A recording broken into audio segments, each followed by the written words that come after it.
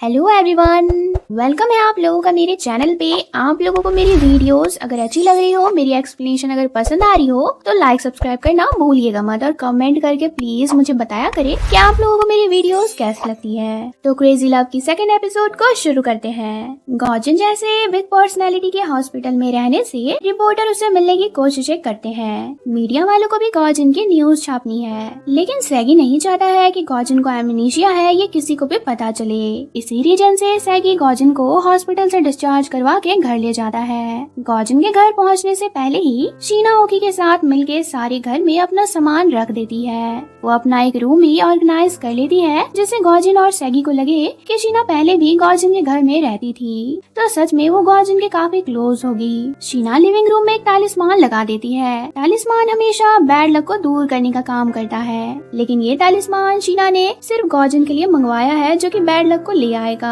और गॉर्जन जब घर में आता है तो इस तालिस्मान पे उसकी नजर पड़ते ही सच में उसकी तबीयत बिगड़ने लगती है। फिर सैगी के सामने शीना गॉर्जन का ख्याल रखने का दिखावा करने लगती है। ये देखकर सैगी को भी रिलीफ फील होता है कि उसे गॉर्जन की टेंशन लेने की कोई भी जरूरत नहीं है। गॉर्जन के पास शीना जैसी अच्छी फियांसे जो है। सैगी ऑफिस चला जाता है और दिन भर सोने के बाद गॉर्जन की नींद रात को किसी आवाज से खुलती है। वो देखता है कि शीना सीरियल किलर के जैसे रात के इस टाइम बहुत सारे फिशेस को कट कर रही है। गॉर्जन उसे ऐसे देखकर बहुत ही डर जाता है और वो जल्दी से आकर अपने रूम में छुप जाता है। पर शीना उसके पास आती है ये कहने के लिए कि मैंने डिनर प्रिपेयर कर लिया है, तो आप चल करके डिनर कर लीजिए। डिनर में शीना गॉर्जन को खाने के लिए बहुत सारे फिशेस दे देती है, जिसे देखते ही गॉर्जन को वोमिटिंग आने लगती है और उसे इतनी वोमिट होती है कि उसकी हालत खराब हो जाती है। दरअसल शीना ने ये सब कुछ जानबूझ करके किया है। वो जानती है कि गॉर्जन को फिश से ही नहीं बल्कि उसकी स्मेल से भी नफरत है। गॉर्जन को परेशान करके शीना को बहुत मजा आ रहा होता है, और बाद में वो बाहर ड्रिंक करने के लिए जाती है और बहुत ही रोती है क्योंकि वो कुछ भी कर ले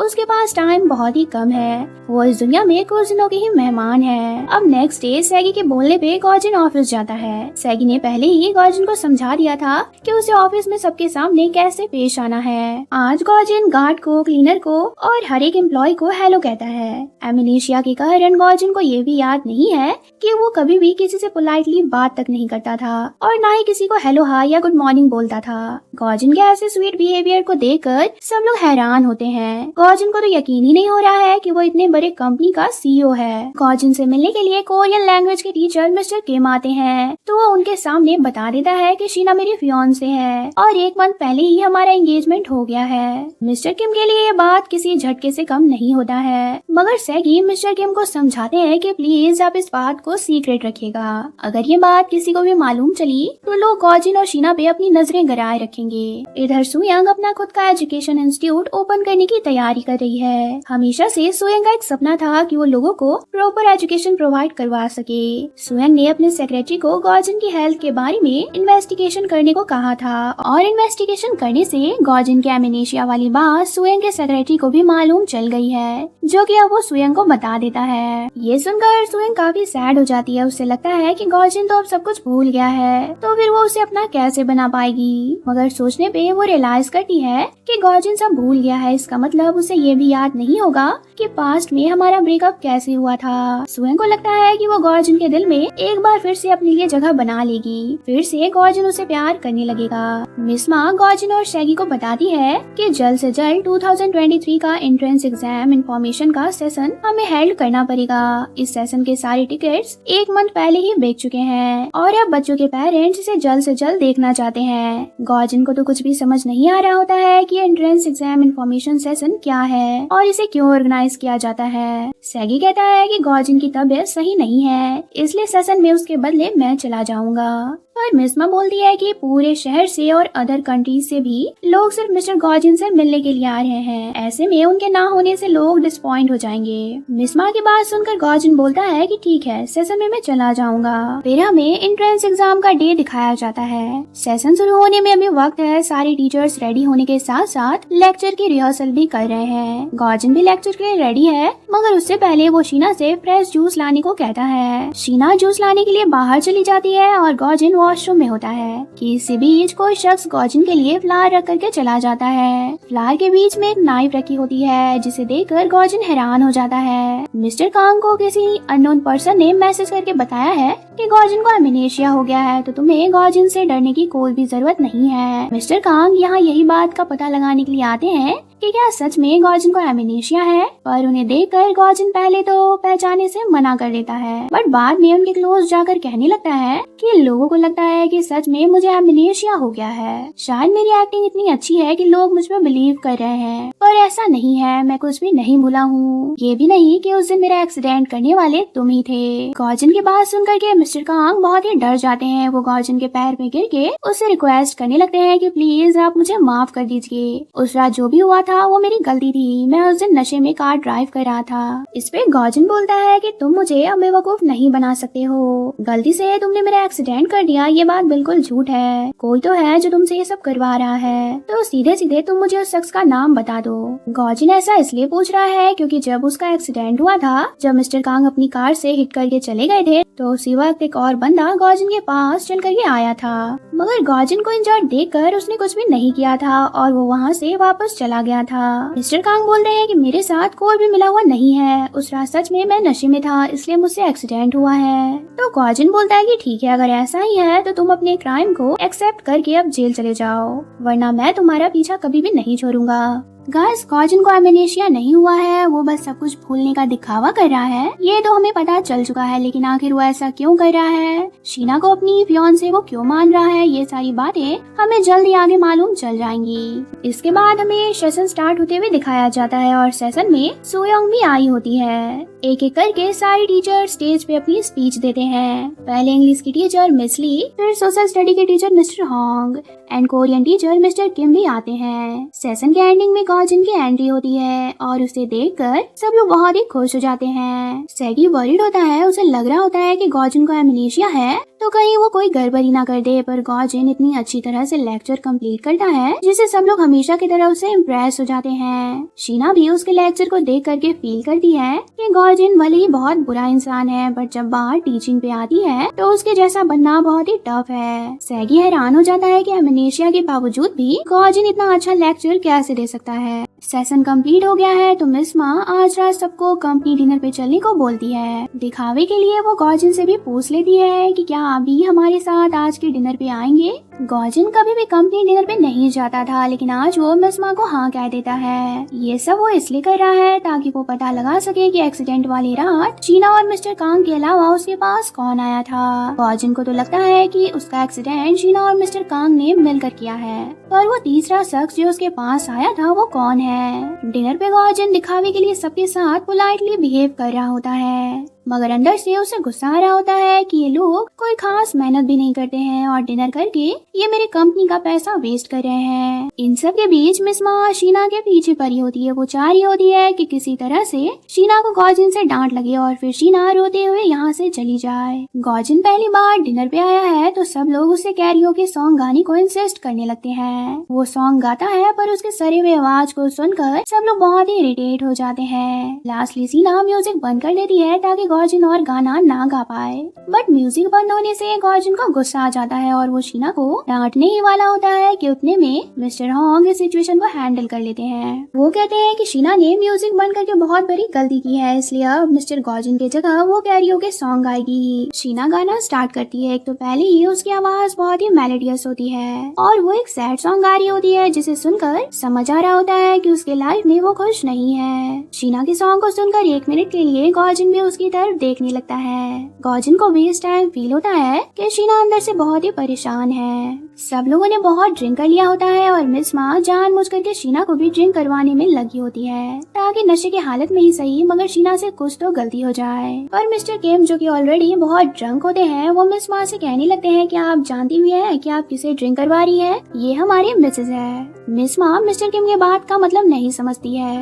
वो कहती है कि मुझे लग रहा है कि आप अपनी वाइफ को छोड़ के अब शीना पे लाइन मार रहे हैं। इसमें मिस्टर केम नहीं रुकते हैं और वो सबको बता देते हैं कि शीना हमारे बॉस की फियांसे है। इसी वक्त शीना को ज्यादा अल्कोहल के कारण वोमिटिंग आने लगती है और वो गॉर्जन के बॉडी में ही वोमिटिंग कर देती है। गॉर्जन का दिमाग पूरा भर गया होता है। वो किसी तरह से अपने आप पे कंट्रोल रख के शीना को यहाँ से घर ले जाता है और घर में वो अपने रियल गुस्से को एक्सप्रेस करता है। गॉर्जन को इस वक्त इतना गुस्सा आ रहा होता है कि उसका मन शीना की जान लेने का कर रहा होता है। सिर्फ सच का पता लगाने के लिए वो ये सब झेल रहा है। शीना बेहोश पड़ी होती है तो गॉर्जन गुस्से में उसके पास जाकर कहने लगता है कि तुम जैसी लड़की से मैं एंगेजमेंट करूंगा। आखिर लोगों ने मान कैसे लिया कि तुम मेरी फियांसे हो? मुझ जैसा रईस और हैंडसम आदमी भला तुम जैसी लड़की से एंगेजमेंट कैसे कर सकता है? इसके बाद गॉर्जन अपने प्राइवेट डिटेक्टिव जुनपाल को बुला लेता है और शीना को यहाँ से उठवा करके स्ट्रीट पे रखवा देता है। मिस माँ मिस्टर पार से मिलकर उन्हें गॉर्जन का प्रिपेयर किया हुआ मैथ्स गाइड दे देती है। इसके लिए मिस्टर पार्क मिस माँ को बहुत सारे पैसे भी देते हैं। ये गाइड नेक्स्ट मंथ ही गॉर्जन की कंपनी रिलीज करने वाली थी। साथ ही मिस माँ मिस्टर पार्क को बता देती है कि शीना ही गॉर्जन के फियांसे है। मिस्टर पार्क को झटका लगता है कि सीधी सादी दिखने वाली शीना आखिर उस चंडाल गॉर्जन की फियांसे कैसे बन गई।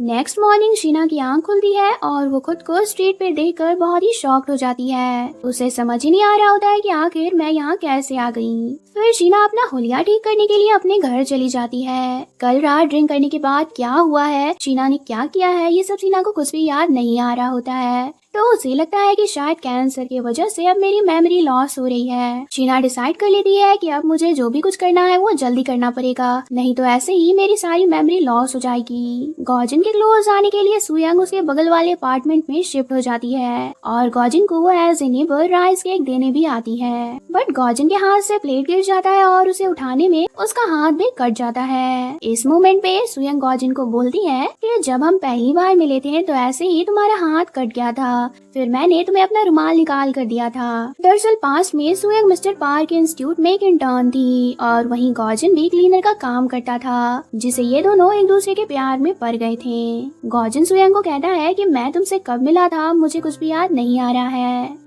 तो सुयंग पास्ट की बात को छोड़कर गॉर्जन को अपना इंट्रोडक्शन देती है और सुयंग गॉर्जन से कहती है कि क्या अब हम दोस्त बन सकते हैं, मुझे तुमसे फ्रेंडशिप करने में बहुत ही खुशी होगी। शीना गॉर्जन के पास आती है और उसे हॉस्पिटल चलने का बोलकर वो शॉपिंग मॉल ले आती है। शीना गॉर्जन को कहती है कि सबको पता चल चुका है कि मैं आपके फियांसे हूँ, ऐसे में अगर मैं खराब दिखूंगी तो सब आप पर उंगली उठाएंगे। लाइफ में शीना ने जितनी शॉपिंग कभी भी नहीं की थी, आज वो बस गॉर्जन को परेशान करने के लिए कर लेती है। बिल पे करने के टाइम गॉर्जन का कंपनी कार्ड वो निकाल कर देती है। गॉर्जन उसे बोलता है कि कंपनी के पैसों से शॉपिंग करना गलत बात है, तो इस पे शीना अब जो नौटंकी करती है वो देखकर बहुत ही मजा आ जाता है। वो चिल्ला चिल्ला कर रो धो कर तमाशा क्रिएट करके बोलने लगती है कि हनी आपको मुझसे ज्यादा पैसे प्यारे हो गए हैं, मतलब मेरा शॉपिंग करना आपके लिए पैसों की बर्बादी है, आप ऐसा कैसे सोच सकते हैं। शीना के ड्रामे से सब लोग गॉर्जन की ओर घूर घूर कर देख रहे होते हैं। तो गॉर्जन भी अपनी इमेज बचाने के लिए शीना को कहता है कि नहीं नहीं बिल्कुल भी नहीं, भला तुम मेरे पैसे कैसे वेस्ट कर सकती हो, तुम तो मेरी जान हो। गॉर्जन को अपने पैसे से बहुत ही ज्यादा प्यार है और उन्हें वेस्ट होता देखकर गॉर्जन का अंदर से खून खौल रहा है। शीना गॉर्जन के फियांसे है, ये बात जानकर ऑफिस के सब लोग शीना की काफी रिस्पेक्ट करने लगते हैं। सैगी शीना से आकर कहता है कि अब जब सबको पता लग गया है कि तुम उसकी फियांसे हो तो तुम्हें गॉर्जन के आसपास ही रहना चाहिए ताकि लोगों को उसके एमनेशिया की बात ना मालूम चल जाए। मिस्टर कांग ने पुलिस के पास एक्सेप्ट कर लिया है कि उन्होंने गॉर्जन का एक्सीडेंट किया था। ये न्यूज जानकर फॉर्मर सेक्रेटरी शीना और बोर्ड ऑफ एजुकेशन के सारे टीचर्स बहुत ही हैरान हो जाते हैं, क्योंकि मिस्टर कांग ऐसा कभी भी कर सकते हैं किसी ने इमेजिन नहीं किया था। वो तो एक सुलझे से इंसान थे जो हमेशा सबकी हेल्प किया करते थे। गॉर्जन सैगी से कहता है कि मैं मिस्टर कांग से मिलना चाहता हूँ। सैगी बोलता है कि तुम्हें तो एमनेशिया के कारण मिस्टर कांग याद ही नहीं होंगे, तो फिर तुम उनसे मिलके क्या करोगे। गॉर्जन कहता है कि मैं उससे पूछूंगा कि उसने मेरा एक्सीडेंट क्यों किया, आखिर मैंने उनका क्या बिगाड़ा था। गॉर्जन को परेशान करने के लिए शीना अब उसके ईमेल आईडी से ऑफिस के सारे इंटर्न, टीचर्स, इवन क्लीनर और गार्ड को एक ईमेल करती है कि अब से आप लोगों को जब भी मन करे आप लोग अपने घर जा सकते हो और कंपनी डिनर पे आप लोगों को खाने के लिए बीप मिलेगा। सबको लगता है कि ईमेल गॉजिन ने किया है। सब लोग बहुत ही खुश हो जाते हैं। सबको यही लग रहा है कि शीना के प्यार में गॉजिन काइंड हार्टेड बंदा बन गया है। आज सुयंग के इंस्टीट्यूट का इनॉग्रेशन होता है जिसमें मिस्टर पार्क भी पहुंच जाते हैं। वो सुयंग को अपनी एक एसोसिएशन जिसे वो 10 सालों से चला रहे हैं उसका पार्ट बनने को ऑफर देते हैं। कोरिया के सारे टीचर इसका पार्ट है सिवाय गॉजिन के। मिस्टर पार्क ऐसा इसलिए कर रहे हैं ताकि एक दिन वो अपनी एसोसिएशन के बलबूते पे गॉजिन की पोजीशन उसे छीन पाए। मिस्टर पार्क मिस्मा को कॉल करके कहते हैं कि शीना को तुम किसी बहाने से मल्टीप्लेक्स भेज दो। इधर सैगी गॉजिन को मिस्टर कांग से मिलवाने जेल ले आता है, पर गॉजिन सैगी से कहता है कि तुम बाहर जाओ, मैं मिस्टर कांग से अकेले में बात करूंगा। सैगी बाहर तो चला जाता है बट उसे ये बात थोड़ी सस्पिशियस लगती है कि अगर गॉजिन सब भूल गया है तो उसे मिस्टर कांग से अकेले में क्या बात करनी है। गॉजिन मिस्टर कांग से पूछता है कि तुम मुझे मारने की कोशिश शीना के साथ मिलकर कर रहे थे, मैं जानता हूँ। मिस्टर कांग बोलते हैं कि शीना कौन है मुझे नहीं पता है। गॉजिन कहता है कि झूठ मत बोलो, झूठ बोलने से अब कुछ भी फायदा नहीं है। मुझे अच्छी तरह से समझ आ गया है कि मेरी सेक्रेटरी के साथ तुम मिले हुए हो। मिस्टर कांग बोलते हैं कि हाँ मैं आपकी सेक्रेटरी को जानता हूँ बट उसका नाम शीना है मुझे पता नहीं था और उससे मेरा कभी भी कोई कांटेक्ट नहीं हुआ है, तो आपका सोचना कि वो मेरे साथ मिली हुई है ये बिल्कुल भी गलत है। गॉजिन कंफ्यूज हो जाता है कि अगर मेरे एक्सीडेंट में शीना का हाथ नहीं था तो फिर वो मेरे साथ क्या करना चाहती है और उस रात वो मेरे वेकेशन हाउस पे क्यों आई थी एंड मेरी फियांसे बनने का नाटक भी वो किस इंटेंशन के साथ कर रही है। मिस्मा के कहने पे शीना मल्टीप्लेक्स चली आती है बट वहाँ उसे मिस्मा के जगह मिस्टर पार्क मिलते हैं। मिस्टर पार्क शो ऑफ करने के लिए शीना को बैग के स्टोर में ले आते हैं। वो कहते हैं कि तुम गॉजिन के फियांसे हो, गॉजिन मेरे लिए मेरे बच्चे जैसा है तो उसकी फियांसे को कुछ गिफ्ट देना तो बनता है। शीना मना करती है पर वो कहते हैं कि तुम्हें जो भी बैग पसंद है वो तुम ले लो, बैग कितना भी एक्सपेंसिव हो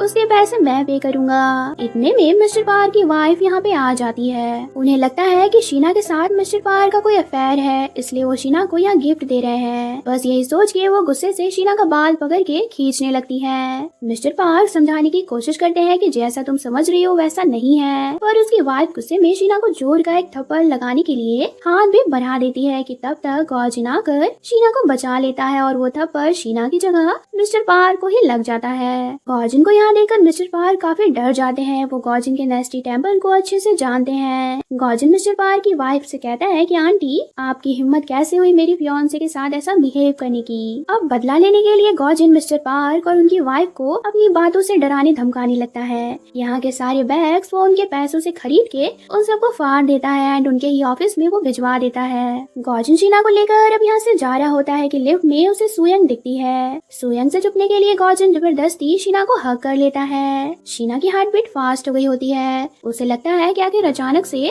गॉजिन मेरे साथ ऐसा बिहेव क्यों कर रहा है। फिर सुयंग के जाने के बाद गॉजिन एक्सक्यूज देकर कहता है कि मेरी तबीयत थोड़ी सी बिगड़ गई थी इसलिए मैंने तुम्हें हक कर लिया था। रास्ते में शीना को अपने अंकल का कॉल आता है। वो बोलते हैं कि तुम्हारे डैड की ट्रैक्टर का एक्सीडेंट हो गया है। शीना को लगता है कि एक्सीडेंट में उसके डैड को भी चोट आई है। वो बहुत ही घबरा जाती है और घबराहट में वो बिना कुछ सोचे समझे गॉजिन की कार से अपने होम टाउन जाने लगती है, मगर वहाँ पहुँचने पे पता चलता है कि उसके डैड तो ट्रैक्टर चला ही नहीं रहे थे। ट्रैक्टर बस छोटी सी खाई में गिरी है। अपने अंकल की बेवकूफ बातों से शीना यहाँ आ तो गई है बट गॉजिन को देखकर उसके डैड और अंकल को लगता है कि ये बंदा शीना का बॉयफ्रेंड है। गॉजिन भी जानबूझ करके बता देता है कि हम दोनों ने एंगेजमेंट कर लिया है। शीना के डैड हैरान हो जाते हैं। शीना किसी तरह से इस सिचुएशन को संभालने के लिए काम का बोलकर गॉजिन को वापस सियोल भेज रही होती है कि तभी कल के ऑडिशन के लिए चुड़ैल की एक्टिंग करते हुए ओकी उधर से आ रही होती है और गॉजिन की नजर ओकी पे ही पड़ जाती है। गॉजिन ओकी को देखकर उसे सचमुच की चुड़ैल समझ लेता है और डर के मारे वो यहीं बेहोश हो जाता है। शाम से रात हो जाती है पर गॉजिन बेहोश ही रहता है।